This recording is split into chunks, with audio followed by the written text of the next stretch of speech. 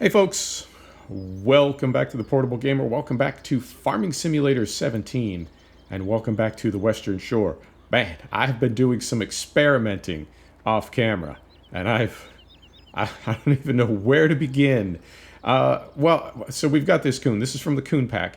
We've got this coon 3 meter on here. You know, we used the coon Cetera for field 4-9 last spring, earlier in the spring, and it was, I wouldn't say it was nothing but trouble, but it was constantly crabbing and tracking sideways. I thought maybe it was the coon, so I rented a Lemkin Sapphire and did some tests and was having the same problem. I thought, well, maybe it's the JCB. I got a comment from somebody saying this is more of a carting tractor than a fieldwork tractor. So I swapped out the T-Dub. I bumped it from a T-Dub 25 up to a T-Dub 35 at 185 horsepower. It was only after I did that I realized it's got no GPS aerial on it. And since we're going to be using GPS and I want things to be realistic, right? So we're going to try this, but I've really been, I don't know if it's more realistic, I don't know what it is, but I've really been struggling with tractors going sideways on this map. To the point where, like we've talked about, and we don't need to start that conversation again, but when it becomes too realistic, it's almost unrealistic. So for what that's worth. But I do have this thing loaded up, and I've got a great plan for Field 5-9. I'll tell you about it as we drive down there. Let's take a step back, and let's talk about different ways to tackle a project. And there's two primarily. There's others, but there's two that I tend to think of. One is procedural, and the other is outcome-oriented. Procedural is when you've got a way that you do things, a way that things are to be done.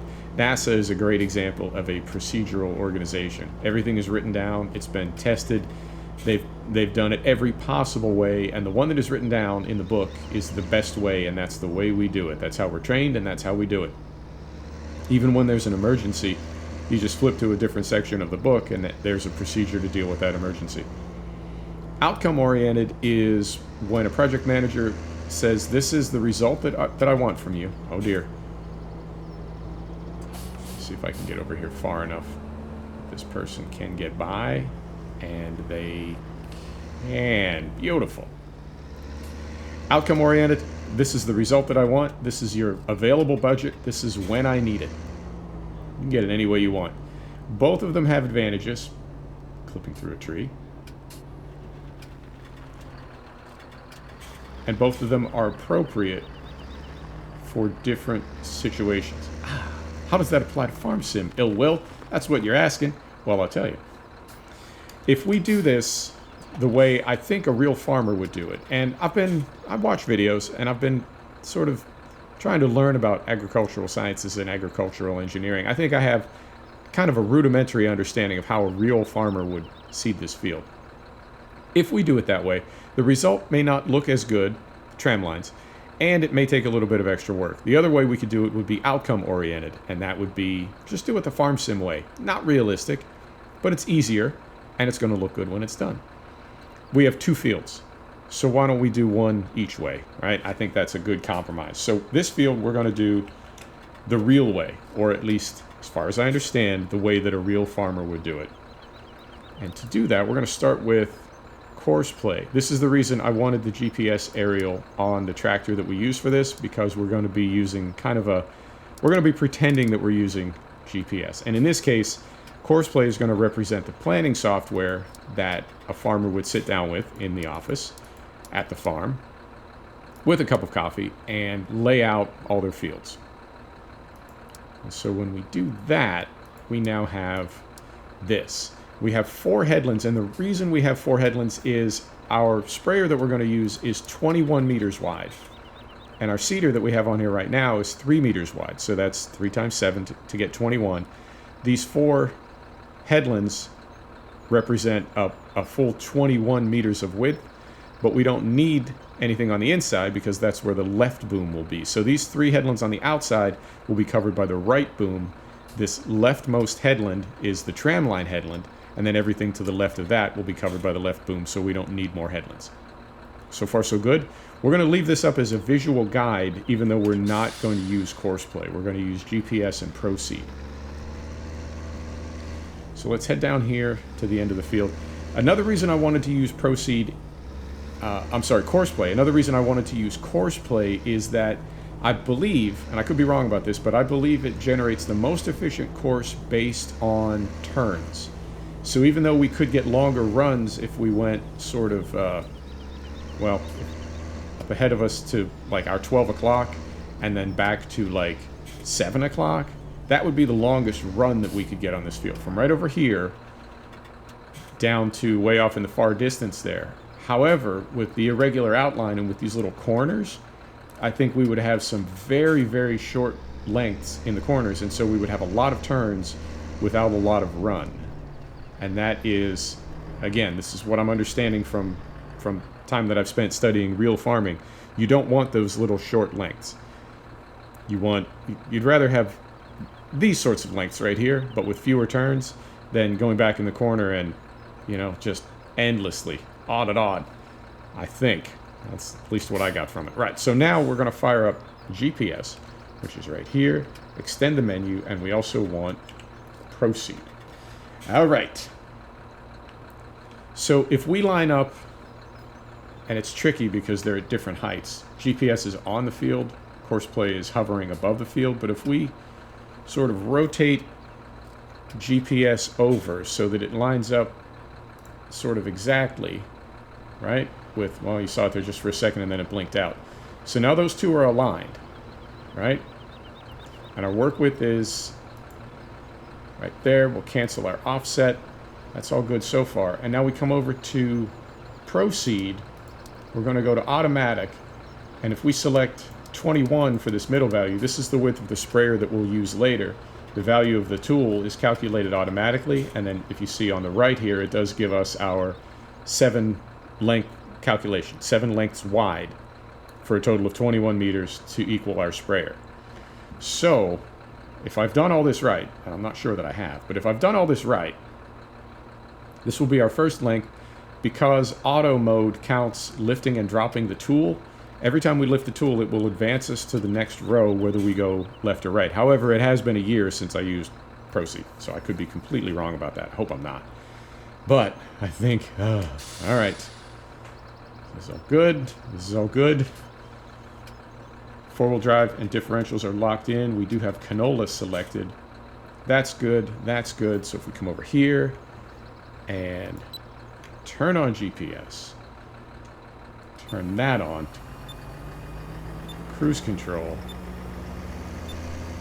and then drop that. And I really hope this tracks straight because, like I said, everything that I used, every combination that I used was just horrific crabbing. I even leased a Valtra, a 300 horsepower tractor, and that was still crabbing sideways. So, I don't know, man. I don't know. But this seems to be doing okay. And we do have plenty of room to turn because we have the 4 headlands. So I'm not worried about turning this great big trailed cedar that we're towing up here. Whew. All right, I'm glad this worked out. There has been some frustration off camera. I'll be real with you. There's been a little bit of salt, but you know what? As long as things are working while we're recording, that's all I care about. Okay. So now our next goal is when we stop right here and we lift this. If you look down at ProSeed now, it did advance to the next length. So it is on number 2 now. Okay, cool. I thought I remembered it that way. I was hoping that I did, but you never know. It has been a while. So we'll get this turned around. We'll have to back up. But we'll get this lined up right here. Like so.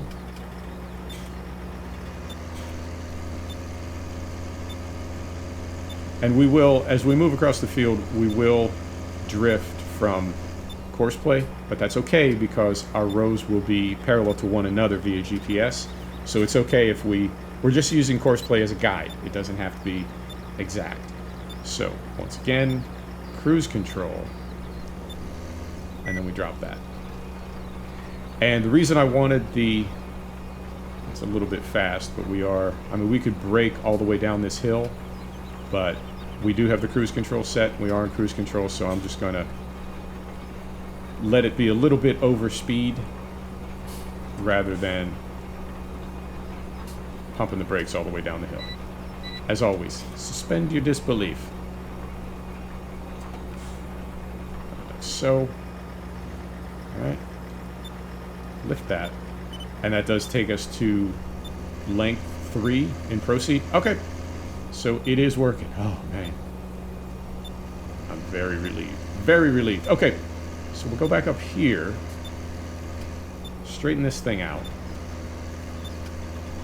And if you're wondering why I'm not turning off course play, like I said, it's so we know where to stop at the edge of the field to accommodate that fourth headland. I believe there is a way to do that in GPS. You heard that warning we got from GPS. That's the edge of field warning.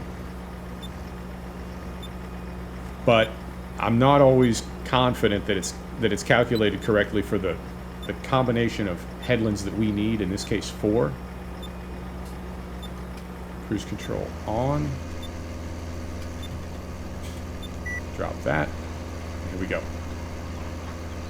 So yeah, this is, from what I understand, this is how it would be done. You would do, obviously you do your lengths first, and then you do your headlands after. But as far as a way to calculate that, the fourth headland, what I'm thinking of is the fourth headland, the tramline headland, I think this is the best way to do it. And you can see we're already drifting from course play. Right, it's giving us slightly different width. That's okay, because we will be parallel all the way across the field, and then our headlands will be, I'm reluctant to say close enough, but yeah, they will be close enough. There may be a tiny bit of gap in there, but it's just that fourth one that I'm primarily concerned about, because that's where the 5600 will be when it makes its tramline headland lap. Right, and we definitely want that outside boom to clear all the trees and shrubs and hedges around the outside of the field. So that's the main thing that we're worried about. That's the GPS warning for the edge of the field. Go right here and lift it. All right, and that does put us on. Whoa, easy. That does put us on row 4 for ProSeed, and you can see you can barely see it, but I think you can see under that white box that represents the implement, that green bar below it, you can see there are 2 little red pips. Those red pips represent your tram lines. So now, let me back this up. So much beeping. Back this up. Back on GPS. And you know what? I'm not going to use cruise control down the hill. We were going way too fast last time. So we will pump the brakes this time. Drop. And we are creating tram lines. Cool. We will do 3 more lengths to complete 1 set of 7. And then I will finish this field off camera, and that is going to take a minute. It's going to take a minute. I don't mind, but it is going to take a minute. All right, and we got a deviation somewhere. We did auto-calculate our width in GPS, and I'm still seeing it looks like maybe some gaps. I can't tell if those are gaps or if those are shadows from the course play course hovering over. But call this an experiment. All right. And that does take us to our 5th length. So we'll get flipped around, head back up the hill. Yep, that's our tramline row. Those came out okay.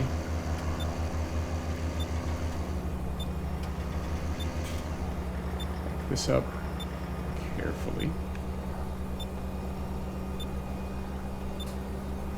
It's a long, skinny implement, so it definitely wants to jackknife.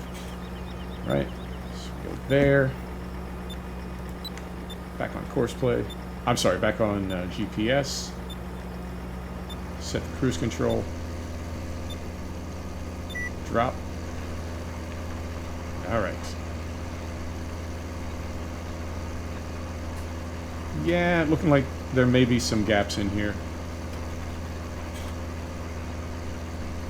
But we did, I know I selected with GPS, I know I selected auto width. And it could be that there's just a, I don't know, some kind of a deviation between the stated width of the tool and the actual width that it cultivates. Not cultivates, seeds. Oh man, I have to figure out why I'm tripping over words lately. I want to get to the bottom of that. All right. We got this. Hopefully we got this. Yeah, I would have preferred that Courseplay not start us out really kind of attacking the fall line of this field. But if it's the most efficient as far as turns go, then we'll just go with this, and there's really nothing we can do about it. Taking our time, but we are getting it done. All right, so we lift this. We're going to turn. Let's put us on row 6.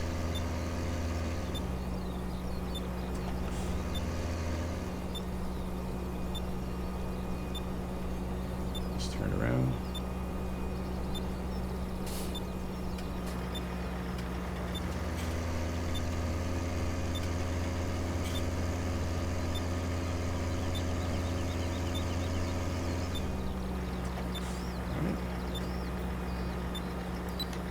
GPS.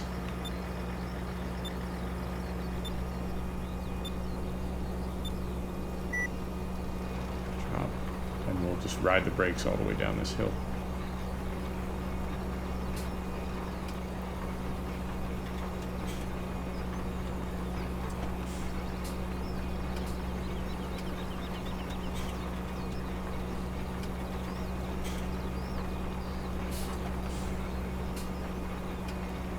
Concentrating.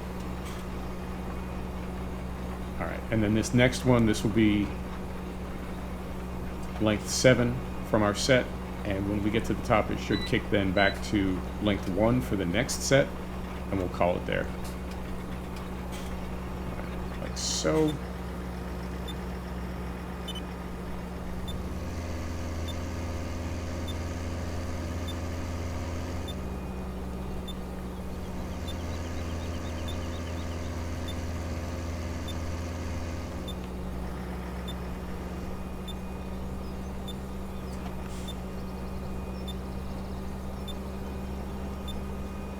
All right. So we go here. All right. Cruise control. Drop that. There we go.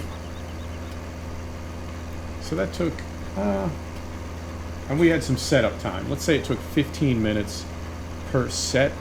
How many sets? Probably 6 or 8 more. It's going to be a couple hours for this field. Oh my goodness. Oh, game. I love you.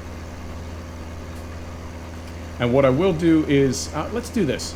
I will get all the lengths done, and then next episode we'll do the headlands, because I do want you to see how I try to tie all these together.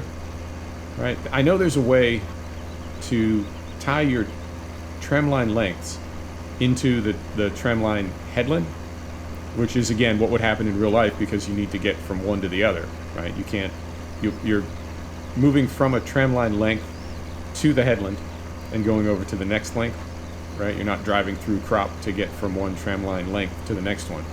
So you do need to get out to that. You do need to get out to that tramline headland. Even if you're not spraying, you're just using it to get to the next place. So there is a way to do that, and also to get to the gate, to get to the entrance to the field. Right. That's, for the moment, that's us done. In fact, I'm going to pull right over here because it did switch it to the next set. It's now 1 of 7. So let's call it right there. I'm going to turn this off, set the brake, leave it running. I'm going to turn this off so we don't have it hovering over us. Hop out here, and I'm going to call it right there. There you go. That might be your screenshot too, folks. Thanks for stopping back to check out the Portable Gamer. Thanks for joining us for another episode of Farming Simulator 17. This is the Western Shore. We'll see you next time. Take care now.